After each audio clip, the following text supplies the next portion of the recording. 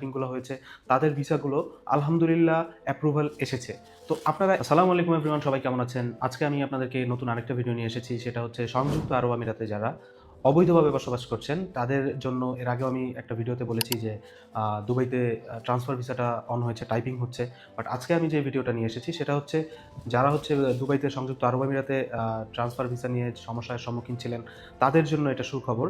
তো আমি যত নির্ভরযোগ্য টাইপিং সেন্টারগুলো আছে তাদের মাধ্যমে জেনেছি যে এখন ট্রান্সফার ভিসাটা হচ্ছে, এবং এই ট্রান্সফার ভিসাটা যারা হচ্ছে অবৈধ ছিলেন, ভিসার জটিলতার কারণে ভিসা ট্রান্সফার করতে পারেন নাই, বা যারা হচ্ছে একটা নর্মাল কোম্পানিতে ছিলেন, ভালো একটা কোম্পানিতে ট্রান্সফার করতে পারেন নাই, সো এই জটিলতায় যারা ভুগতেছিলেন তাদের জন্য খুবই অসাধারণ একটা নিউজ। সেটা হচ্ছে যে তারা ট্রান্সফার ভিসাটা করেছে, এবং বিগত 2-3 দিনে যারা ভিসা টাইপিং করেছে বা বিগত দিনে যে টাইপিংগুলো হয়েছে তাদের ভিসাগুলো আলহামদুলিল্লাহ অ্যাপ্রুভাল এসেছে।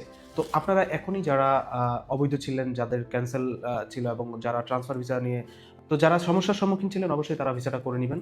এবং আমি কোনো ভিসা বা আমার কোনো টাইপিং সেন্টার নেই, আপনারা অবশ্যই কোনো নির্ভরযোগ্য টাইপিংয়ের ধারা কাজ করিয়ে আপনারা ভিসাটা করিয়ে নেবেন। এবং যারা হচ্ছে আমাকে জিজ্ঞাসা করতেছেন যে বাংলাদেশ থেকে আসার কোনো ভিসা চালু হয়েছে কিনা বা ফ্যামিলি ভিসা চালু হয়েছে কিনা, তো আমি বলবো যে এখন পর্যন্ত বাংলাদেশি ট্যুরিস্ট ভিসা বা বাংলাদেশ থেকে লেবার ভিসায় এখানে আসার কোনো নিউজ এখনও পাওয়া যায়নি, এবং সংযুক্ত আরব আমিরাতে কোনো অপরচুনিটি এখনও ক্রিয়েট হয়নি। আমরা অপেক্ষা করলে হয়তোবা অবশ্যই আমাদের জন্য ভিসাটা সংযুক্ত আরব আমিরাতের সরকার অবশ্যই খুলে দিবেন। তো আমরা অপেক্ষা করি ভালো কোনো নিউজ আসার জন্য।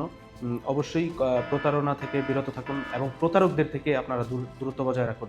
যারা বলতেছে যে বাংলাদেশ থেকে ভিসা করে এনে দিবে, এই করে দিবে, সেই করে দিবে, তাদের থেকে অবশ্যই, যেখানে গভর্নমেন্ট আপনার কোনো ভিসার অপরচুনিটি রাখেনি সেখানে একটা দালাল কিভাবে আপনাকে ভিসা দিয়ে বাংলাদেশ থেকে এখানে এনে দিবে।